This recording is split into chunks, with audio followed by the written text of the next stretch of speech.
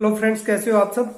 बहुत कम टाइम रहा है अब आर एस प्री के लिए। तो आज हम आर एस प्री के कुछ इम्पोर्टेंट मुद्दे हैं उन पर बात करने वाले हैं कि अब आपके पास जितना भी समय रहा है उसमें प्रायोरिटी किन सब्जेक्ट को दी जाए, किन सब्जेक्ट पर और किन टॉपिक्स पर ज़्यादा फोकस किया जाए, और किस सेगमेंट से कितने क्वेश्चन आते हैं, हमारे क्वेश्चन अटेम्प्ट करने का टारगेट क्या होना चाहिए, या हमारे जो अंक है उनका हमें क्या टारगेट रखना चाहिए ताकि प्रीलिम्स है वो आपका आसानी से कवर हो जाए, क्वालिफाई हो जाए और आपको तुरंत क्या है 2 फरवरी के बाद आर मेंस की तैयारी के आप लग सको, तो आपको उसमें कोई समस्या न हो। ठीक है, फिर करंट अफेयर में आप क्या पढ़ें, कितना पढ़ें, क्योंकि करंट अफेयर एक ऐसा सेगमेंट है जिससे बहुत ज्यादा लगभग 25 के आसपास क्वेश्चन आते हैं और उसको कवर करना बहुत मुश्किल हो जाता है। सबसे बड़ा मैं सिलेबस जो मानता हूँ वो करंट अफेयर का ही मानता हूँ।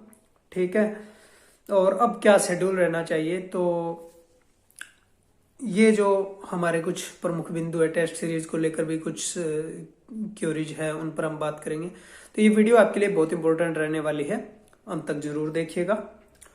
तो सबसे पहले तो हम ये देखें कि हमारी प्रायोरिटी है वो क्या रहनी चाहिए। ठीक है, तो सबसे पहले हम ये देखते हैं कि किस सेगमेंट से कितने क्वेश्चन आते हैं। तो राजस्थान की अगर हम बात करें तो पूरा जो राजस्थान का सेगमेंट है उससे लगभग 50 से 55 क्वेश्चन आते हैं, तो राजस्थान को तो हमें कवर करना चाहिए। जैसे हिस्ट्री और आर्ट कल्चर है उससे लगभग 20 क्वेश्चन आते हैं, 19-20 क्वेश्चन होते हैं। राजस्थान के ज्योग्राफी से 15 क्वेश्चन आते हैं। वर्ल्ड और इंडिया की दोनों को मिलाकर ही 8-9 क्वेश्चन आते हैं, जबकि राजस्थान ज्योग्राफी है उससे अकेले से 15 क्वेश्चन आते हैं। ठीक है, पॉलिटी है राजस्थान की उससे 11 क्वेश्चन आते हैं। तो मैं कहता हूँ, मेरी पर्सनल राय है कि राजस्थान की पॉलिटी है उसको बस 1-2 रिवीजन अगर आपने लगा लिया ठीक है, उस पर ज्यादा आपको दिमाग खर्च करना है नहीं, क्योंकि उससे टफ क्वेश्चन पूछे जाते हैं। ये मैं बार बार कहता रहता हूँ, क्योंकि किसी एक पर्टिकुलर इंसान का नाम देके, व्यक्ति का नाम देके उसके बारे में पूछेगा कि ये इसका मतलब क्या क्या क्या पदों पर ये रहा है, या फिर ये पूछ लेगा कि ऐसा कौन सा व्यक्ति है जो राज्यपाल भी रहा है, लोकसभा अध्यक्ष भी रहा है, और किसी अन्य किस किस राज्य का मुख्यमंत्री भी रहा है। इस प्रकार के क्वेश्चन पूछे जा सकते हैं, तो ये काफी हार्ड टाइप का आता है। राजस्थान इको सर्वे उससे 11 क्वेश्चन आते हैं। कुल मिलाकर के 50-55 क्वेश्चन के यहाँ से आते हैं। तो अभी हम सबसे पहले देखते हैं कि फोकस किन पर करना चाहिए। तो राजस्थान जीके के अंदर आपको पूरा फोकस करना चाहिए, क्योंकि राजस्थान की हिस्ट्री और आर्ट कल्चर हो गए 20 क्वेश्चन, ज्योग्राफी होगी 15 क्वेश्चन, आपकी कुल मिलाकर के 30-35 क्वेश्चन यहाँ से हो गए। और पॉलिटी को अगर हम छोड़ भी दें तो इकोनॉमिक सर्वे से 11 क्वेश्चन आते हैं, तो ये कुल मिलाकर के आपके 40-45 क्वेश्चन के आसपास चले गए। ठीक है, इसके बाद अगर हम देखें तो करंट अफेयर के 20-25 क्वेश्चन आते हैं, उनको आपको कवर करना चाहिए। करंट अफेयर को हम डिटेल में थोड़ा बाद में बात करें करंट अफेयर में क्या पढ़ें। मैथ रीजनिंग के 20 क्वेश्चन आते हैं। इसमें कोई कमजोर से कमजोर व्यक्ति जिसको ये डर लग रहा है कि मुझे मैथ बिल्कुल नहीं आती है, रीजनिंग बिल्कुल नहीं आती है, तो मेरा यह मानना है कि उसको थोड़ा सा ट्राई करके देखना चाहिए। यहाँ पर आप क्या कर सकते हो कि लगभग रीजनिंग के आप सारे क्वेश्चन सही कर सकते हो, सारे नहीं कर सकते हो तो 10 में से 8 क्वेश्चन तो आप कर ही दोगे। ठीक है, थोड़ा सा ट्राई करने के बाद भी। और मैथ की क्वेश्चन है 10 में से 5 क्वेश्चन भी आप कर सकते हो, बिल्कुल आसानी से कर सकते हो अगर थोड़ी सी भी प्रैक्टिस कर ली जाए। तो बिल्कुल कमजोर से कमजोर व्यक्ति भी यहाँ पर नंबर ले सकते हैं, डरने की जरूरत नहीं है। बस थोड़ा सा इसको प्रत्येक जो टॉपिक है उससे 10-10, 15-15 क्वेश्चन निकाल लो, इतने में हो जाएगा। ठीक है, इसके बाद अगर हम बात करें तो साइंस और टेक्नोलॉजी है, यहाँ से 20 क्वेश्चन आते हैं। तो अगर जो आर्ट बैकग्राउंड वाले स्टूडेंट हैं वो अगर थोड़ी सी मेहनत करें, मैं आपको 2-3 बुक्स बताता हूँ। जैसे एक तो 9वीं और 10वीं की राजस्थान माध्यमिक शिक्षा बोर्ड की जो बुक है, उनसे जो आपकी सिलेबस में टॉपिक है वो पढ़ लीजिए। बायोलॉजी पर ज्यादा ध्यान दीजिए, वहां से आपके क्वेश्चन पूरी संभावना है कि आ जाएंगे। मेरा जो अनुभव रहा है 18, 21 और 23 के प्रीलिम्स क्वालिफाई होने का, मैंने ये 2 बुक्स पढ़ी थी, साथ में करंट अफेयर पढ़ा था, तो वहां से आपका हो जाएंगे। तो 20 में से आप 10-11 क्वेश्चन आराम से कर लोगे।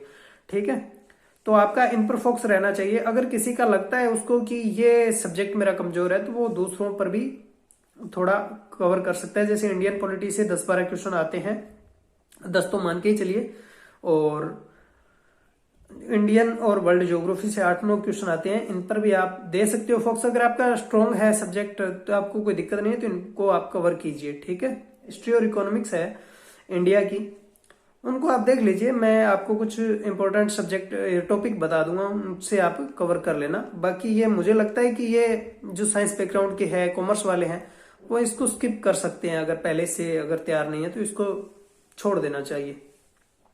ठीक है, अब हम दूसरी बात करते हैं कि हमारा टारगेट क्या होना चाहिए। तो थोड़ा सा हम ट्रेंड देखें तो 2016 की बात करें हम, 2016 में लगभग 76 कट ऑफ रही थी मार्क्स की बात करें 200 में से। तो 2018 में 78 रही थी और 2021 में 84 रही थी, 2023 में 100 को क्रॉस कर गई थी। तो ये आप ट्रेंड देख लीजिए, कट ऑफ दिनों दिन बढ़ती जा रही है। अभी हाल ही में आरएस मेंस की जो कट ऑफ आई थी वो 262 बहुत सबसे कम कट ऑफ थी। लेकिन इसका मतलब ये नहीं कि प्री की कट ऑफ भी नीचे आ जाएगी। मुझे लगता है कि प्रीलिम्स की तैयारी करने वाला ज्यादा है, मेंस की तैयारी करने वाले कम है। ठीक है, क्योंकि प्रीलिम्स को ज्यादातर लोग हैं जो सेकंड ग्रेड की तैयारी करने वाले हैं, एसआई की तैयारी करने वाले हैं, पटवारी की तैयारी करने वाले हैं, आजकल फॉर्म कर दिया निःशुल्क। ठीक है, एक बार ओटीआर हो गया आपका तो उसके बाद आप कोई भी फॉर्म है वो बिल्कुल निःशुल्क है, वो फिल कर सकते हो। उसी चक्कर में एसएसओ से स्टूडेंट खुद ही फॉर्म फिल कर देते हैं और वो प्रीलिम्स देने के लिए चले जाते हैं। पहले क्या होता था, प्रीलिम्स से लोगों को डर लगता था, फॉर्म फिल नहीं करते थे। लेकिन अब क्या है, दिनों दिन लोग क्या है बस इसी उत्सुकता में क्या करते हैं, फॉर्म को फिल कर देते हैं। देखे तो देखें और देखे तो देखें, इस चक्कर में क्या हो जाता है, कट ऑफ है वो दिनों दिन बढ़ती जा रही है। क्योंकि जो सेकंड ग्रेड की तैयारी करने वाला होता है, पटवारी की तैयारी करने वाला होता है, वो प्रीलिम्स मुझे लगता है निकाल लेता है। ठीक है, तो उसी वजह से आपकी कट ऑफ जा रही है। और वो फिर क्या, मेंस को ढंग से देते नहीं, इसलिए मेंस की कट ऑफ आ रही है नीचे। हालांकि और भी कारण है मेंस की कट ऑफ नीचे आने के, उस पर हम पहले भी चर्चा कर चुके हैं। अब क्वेश्चन है, टारगेट है वो आपको क्या रखना चाहिए। मेरा यह मानना है कि आपको लगभग 105 110 नंबर का जो टारगेट है वो आपको रखना चाहिए। अगर हम क्वेश्चन की बात करें कितने अटेम्प्ट कीजिए, तो जिसकी तैयारी ठीक है उसने तो पहले से अपना गोल सेट कर रखा है। बाकी जिसकी तैयारी, जिसको अभी भी नहीं पता है कितने क्वेश्चन अटेम्प्ट करने हैं, तो 120 के आसपास आप क्वेश्चन अटेम्प्ट कर सकते हो। कम कर सकते हो, थोड़े से ज्यादा कर सकते हो, लेकिन 120 है वो मुझे लगता है कि ठीक है अटेम्प्ट करने का। 120 तो अटेम्प्ट करना ही चाहिए। हालांकि लोग एकदम, देखो क्या होता है कि लोग, कुछ लोग होते हैं जिनको मतलब कुछ भी लेना देना नहीं है प्रीलिम्स से, वो 150 के 150 भी करके आते हैं। लेकिन 150 में से 150 क्वेश्चन करना ठीक नहीं है। और कुछ क्या होते हैं कि उनको लगता है कि कट ऑफ इतनी जाएगी। पिछली बार था, जैसे हमने ये सोच रखा था, सभी ने सोच रखा था कि कट ऑफ है वो 90 के आसपास जाएगी। उसके अकॉर्डिंग क्या है, मेरे कुछ फ्रेंड्स थे, उन्होंने क्वेश्चन ही कम अटेम्प्ट किए। उन्होंने ये सोचा कि कट ऑफ है वो 84 से बढ़कर के 90 92 के आसपास चली जाएगी। तो उन्होंने क्वेश्चन लिमिटेड अटेम्प्ट किए, उसकी वजह से कट ऑफ क्या हो गई, उस कट ऑफ ज्यादा जाने के कारण वो क्या हो गए, बाहर हो गए।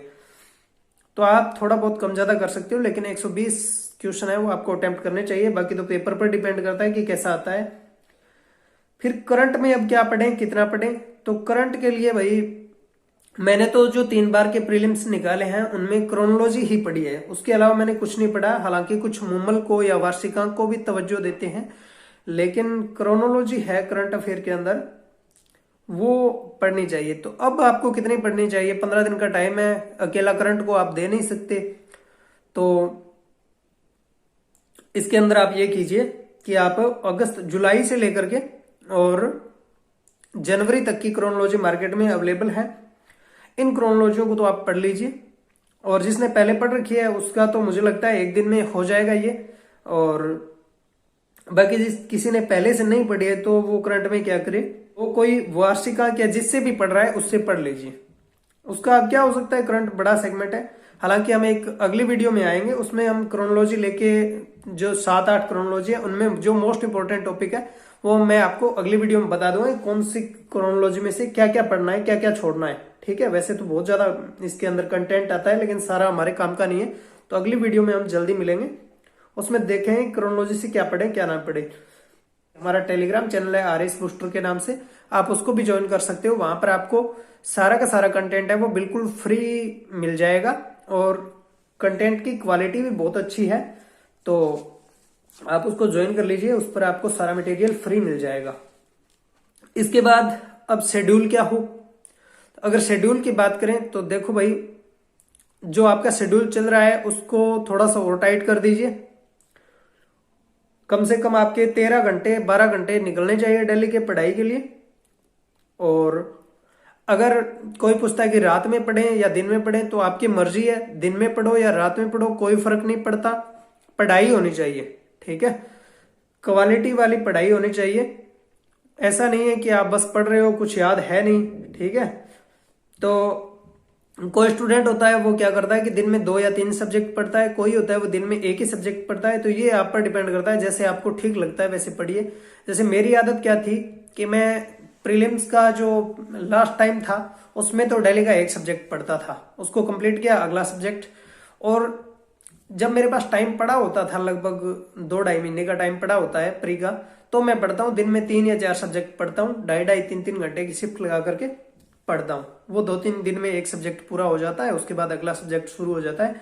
लेकिन लास्ट टाइम में मैं यही करता था, जैसे कि मैंने पॉलिटी के लिए ये बुक है, परीक्षा वाणी की बुक है, जैसे मैंने इसको उठा लिया तो मैंने इसमें, ये मेरे को पढ़ते हुए लगता है बस 15-20 घंटे का टाइम लगता है। ठीक है, 15-20 घंटे में मैंने इसको लगभग 1.5 दिन में मेरी पूरी हो जाती है इंडियन पॉलिटी। और उसके बाद मैं क्या करता हूँ, इसको छोड़ देता हूँ, अगली बुक उठा लेता हूँ। तो ये मेरी रणनीति रहती है। ठीक है, और टेस्ट सीरीज की बात करें तो आपने अब तक जितने भी टेस्ट दिए हैं, ठीक है, किसी ने नहीं दिए तो भी ठीक है, लेकिन मेरा ये मानना है कि अब आप 15 दिन रहे हैं, अब आपको टेस्ट नहीं देने चाहिए, टेस्ट छोड़ देने चाहिए। ये मेरा खुद का एक्सपीरियंस है। वैसे मैंने तो प्री के लिए कभी टेस्ट सीरीज ज्वाइन ही नहीं की, 3 बार मैंने क्वालिफाई किया था, 18, 21 और 23 का प्रीलिम्स। लेकिन कुछ बच्चे करते हैं, करना भी चाहिए, मैं उन्हें यही सलाह दूंगा कि करना चाहिए। लेकिन अब 15 दिन है, अब आपको टेस्ट सीरीज है वो छोड़ देनी चाहिए। हाँ, आपको क्या करना है, जो भी आपने टेस्ट दिए हैं उनके जो सॉल्यूशंस हैं उनको ढंग से याद कर लीजिए, तभी आपको उस टेस्ट सीरीज का फायदा मिलेगा, वरना कोई फायदा नहीं है। टेस्ट आपने दिया छोड़ दिया, दिया छोड़ दिया, उसका कोई मतलब है नहीं। जो उनकी आंसर की है, सॉल्यूशन है, वो आपको ठीक से तैयार कर लेने चाहिए, उनको रट लेना चाहिए, उससे आपको फायदा मिलेगा। ठीक है, इसके बाद इंपॉर्टेंट टॉपिक क्या है, तो इंपॉर्टेंट टॉपिक के लिए हम एक अलग से वीडियो बना चुके हैं, मैंने उसमें 22 टॉपिक बताए हैं। उन 22 टॉपिक को कवर करके उसके साथ में 1-2 सब्जेक्ट और है, जैसे मैथ रीजनिंग के साथ में मैंने 22 जो इंपॉर्टेंट टॉपिक है उनका कॉम्बिनेशन बनाया था। अगर वो कोई इतना कर लेता है तो उससे उसका प्री निकलने का चांस है वो बढ़ जाता है। ठीक है, इसके बाद अगला हमारा टॉपिक है जिस पर हम बात करेंगे कि करंट में क्रोनोलॉजी के मोस्ट इंपोर्टेंट टॉपिक क्या है। तो ये मैंने बता दिया, अगली वीडियो में जल्द मिलते हैं। उसमें आप क्या करना, सारी क्रोनोलॉजी एक साथ इकट्ठी करके रखना अपने पास। अगली वीडियो में आप बता देंगे कि उनमें से क्या पढ़ना है क्या छोड़ना है। तो धन्यवाद दोस्तों, अगर वीडियो आपको अच्छी लगी हो तो इसको लाइक कर दीजिए, चैनल को सब्सक्राइब कर लीजिए, और धन्यवाद साथियों।